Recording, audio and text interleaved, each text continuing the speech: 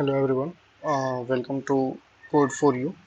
Today we are going to see the previous year Big Four NLTH questions. हम लोग question करने से पहले सबसे तीन स्टेप्स में क्वेश्चन को करेंगे। पहला स्टेप्स होगा सॉल्व पहला स्टेप होगा कि पहले क्वेश्चन को अच्छे से देखेंगे, फिर देखेंगे कि क्वेश्चन क्या बोलना चाह रहा है, फिर उसके इनपुट आउटपुट को रीड करेंगे और उसके बाद देखेंगे कि क्या अप्रोच होगा हमारा क्वेश्चन सॉल्व करने का। और उसके बाद हम लोग देखेंगे कि क्वेश्चन करने कैसे करके देखेंगे, रन करा के देखेंगे कहीं कोई कोड फंस तो नहीं रहा। तो चलते हैं अपने वीडियो की ओर। तो क्वेश्चन कुछ इस तरह से है कि a company is analysing the sales of a product for the previous n years. They have given a sales score for each year based on the sales of that year. A sales score can be positive or negative according to the relative sale of the product. For the analysis, they have identified a threshold value to compare. The company wishes to count how many years have a sales score for the product, which can divide the threshold value completely. तो ये कहना ये चाहता है कि एक company है वो अपने प्रोडक्ट का एनालिसिस करती है हर साल, और वो उसके बेसिस पे वो जो है उसके बेसिस पे एक स्कोर देता है, और उस स्कोर के और एक थ्रेशोल्ड वैल्यू सेट करता है जिससे कि पता चल सके कि उसका जो प्रोडक्ट है वो उसका प्रोडक्शन जो है पॉजिटिव में गया है या निगेटिव में गया है। तो इस तरह से क्वेश्चन है, और ये कहना चाहता है कि write an algorithm write an algorithm to count the number of years which can divide the threshold value completely. तो ये जो थ्रेशोल्ड वैल्यू सेट किया गया है उससे जो स्कोर मिलेगा उसको डिवाइड करके हमें देखना है कि वो काम कर रहा है या नहीं। तो इसमें इनपुट देखेंगे, इनपुट कैसे लेना है। The first line of input consist of an integer number N. The second line consists of n space separated integers representing the sales score assigned to each year. The last line consists of integer threshold representing the threshold value to compare. तो first line में होगा कि कितने number of years के data हम लोग कितने years के डेटा देख रहे हैं, और फिर सेकंड में होगा कि मान लेते हैं कि हम लोग n इक्वल्स टू 1 के n इक्वल्स टू 3 के लिए देख रहे हैं।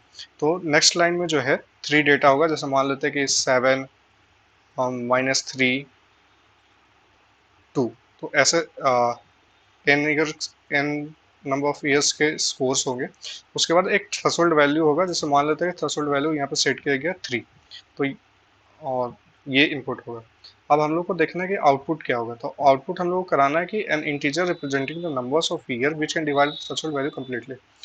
तो करना क्या है कि हम लोग को जैसे ये थ्रेशोल्ड वैल्यू दिया हुआ है और ये इंटीजर्स है, अब हम लोग को देखना है कि उस नंबर को देखना है जो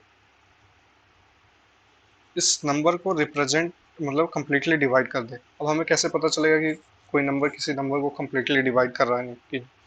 तो अगर मान लेते हैं कि अब हम देखते हैं कि 8, कोई एक मान लेते हैं कि नंबर है 8। अब ये कम्प्लीटली डिवाइड हो रहा है 4 से कि नहीं।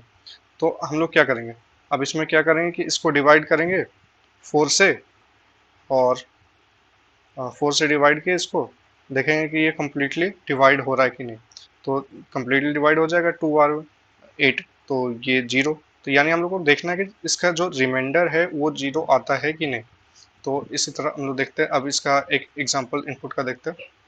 अब जैसे यहाँ पे दिया हुआ है कि ये 7 इनपुट है और 7 ईयर का डेटा है, और ये कुछ डेटा दिया हुआ है जैसे 20 10 9 8 -7 5 -13, और थ्रेशोल्ड वैल्यू जो इसका दिया गया है वो 20 है।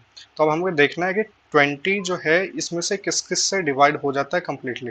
यानी अगर हम ये कर दे कि अगर थ्रेशोल्ड वैल्यू जो है थ्रेशोल्ड वैल्यू टी, वो उसका रिमाइंडर जो है अगर इक्वल्स टू 0 आ जाए, इक्वल्स टू अगर 0 आ जाता है रिमाइंडर उसका थ्रेशोल्ड वैल्यू का डिवाइड करने के बाद 0 उस नंबर से ए ऑफ आई से, तो क्या होगा, तो वो कम्प्लीटली डिवाइड हो जाएगा। तो एक हम लोग वेरिएबल बना लेंगे, मान लेते हैं कि एक काउंट नाम का वेरिएबल बना लेते हैं हम लोग। एक काउंट नाम का वेरिएबल बना लेते हैं, और उसको एक इनिशलाइज कर देंगे 0 से। और जब भी देखेंगे कि अगर ये थ्रेशोल्ड वैल्यू जो है अगर ए आई से डिवाइडेड है कम्प्लीटली, तो काउंट को प्लस प्लस कर देंगे। काउंट को प्लस प्लस कर देंगे तो उससे काउंट आ जाएगा। अब हम लोग लास्ट में क्या करना है कि इसको इस काउंट को लास्ट में प्रिंट करा देना है। तो चलिए अब हम लोग अपने एडिटर की ओर देखते हैं। इस कोड को हम लोग करके देखते हैं। जैसे इसमें देखेंगे कि 20 डिवाइड बाई 20, तो ये कम्प्लीटली डिवाइड हो जा रहा है, रिमाइंडर 0 बचेगा। फिर उसी तरह अगर हम लोग 20 को 10 से डिवाइड करेंगे, 10 से डिवाइड करेंगे तब भी हो जाएगा। यानी काउंट कितना हो गया, काउंट काउंट एक और बढ़ गया, एक एक दो हो गया। तो 9 से देखेंगे तो, लेकिन 9 से कम्प्लीटली डिवाइड नहीं होगा क्योंकि रिमाइंडर 2 बच जाएगा। फिर 8 से में भी रिमाइंडर 4 बच जाएगा। अगर -7 से करें तब भी रिमाइंडर हमारा कितना बच जाएगा, और 6 रिमाइंडर बच जाएगा। लेकिन अगर 5 से करें तो 5 से हो जाएगा, यानी काउंट एक और प्लस हो जाएगा। तो काउंट कितना हो गया हमारा, काउंट हो गया 3। टोटल काउंट हो गया 3। तो आउटपुट हम लोगों को 3 करा देना है, क्योंकि -13 से भी 20 कम्प्लीटली डिवाइड नहीं होगा क्योंकि रिमाइंडर 7 बच जाएगा यहाँ पे। तो ये कम्प्लीटली डिवाइड नहीं होगा। तो यहाँ पे हम लोग को आउटपुट करा देना है 3। तो अब चलते हैं हम लोग अपने एडिटर की ओर। तो हम लोग सबसे पहले क्या करना है कि सबसे पहले इनपुट ले लेना है। तो उसके लिए हम लोग ले लेते हैं इंट एन, और इसका इनपुट करवा लेते हैं। अब इनपुट लेने के बाद सेकंड लाइन में क्या करना था कि हम लोग को एक एरे चाहिए जिसमें सारे वैल्यू को स्टोर करा सके। तो उसके लिए एक इंट एरे हम लोग बना लेते हैं, ARR, और उसमें इंट वैल्यू स्टोर कराना है। तो उसके बाद इसका इनपुट ले लेंगे सारे का, एरे का। तो इसके लिए हम लोग int I equals to 0, I less than n, और आई प्लस प्लस। अब क्या करना होगा कि इनपुट लेना, तो सीन a ऑफ आई को इनपुट करा लिए। अब हम लोग को देखना है कौन कौन सा नंबर जो है इसको डिवाइड कर रहा है या नहीं कर रहा है। तो उसके लिए क्या करेंगे, एक लूप चलाएंगे स्टार्टिंग से लेके लास्ट तक, मतलब लेस देन n तक। और फिर से देखेंगे कि एक सॉरी, इससे पहले एक हम लोग वेरिएबल डिफाइन कर लेंगे इन टाइप का, आंसर या काउंट, जो भी ये करना है कर लो, कर लेंगे हम लोग। तो इसको बना लिए, 0 से इनिशलाइज कर देंगे इसको। और फिर देखेंगे कि इफ़, सॉरी, एक थ्रेशोल्ड वैल्यू तो हम लोग लेना ही भूल गए। ये इसके बाद एक हम लोग को थ्रेशोल्ड वेरिएबल लेना है। तो इंट थ्रेश th ले लेते हैं, th, और इसका इनपुट ले लेंगे th। तो if th divide by a of ARR of i equals to अगर 0 होता है तो क्या करना था कि हम लोग को आंसर को प्लस प्लस करा देना है। बस इतना ही करना था, और लास्ट में सी आउट करा देंगे आंसर। देखते कि हमारा ये कम्प्लीटली काम कर रहा है कि नहीं। अब यहाँ पे इनपुट ले लेते हैं। इनपुट में क्या था, स्टार्टिंग में 7 था, और उसके बाद हम लोग इनपुट देख लेते हैं क्या था, 20, 10, और ये कॉपी कर लेते हैं यहाँ से।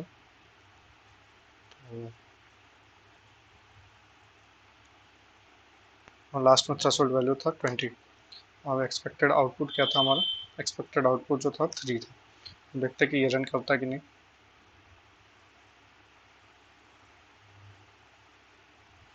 और यहाँ पे एक एरर आ गया है, सी इन ए ऑफ, सॉरी यहाँ पे ए ऑफ आई नहीं होगा, यहाँ पे ए आर आर ऑफ आई होगा।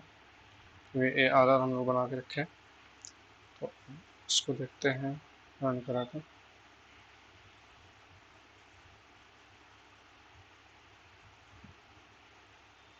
ये पास हो गया, आउटपुट 3 है। एक और आउटपुट देख लेते हैं, कोई भी अपना से इनपुट ले लेते हैं। मान लें इनपुट 5 है, और एक नंबर ले लेते हैं 12, 8, 7, -4, 4, 5 हो गया। और इसका थ्रेशोल्ड वैल्यू हम लोग सेट कर देते हैं 12। तो इसका आउटपुट कितना आ जाना चाहिए, 12 डिवाइडेड 12 1, एक एक हो जाएगा डिवाइड बाई, ये 8 से नहीं हो पाएगा, 7 से नहीं हो पाएगा, -4 से हो जाएगा और 4 से हो जाएगा, यानी इसका भी आउटपुट जो है 3 आना चाहिए। देखते हैं।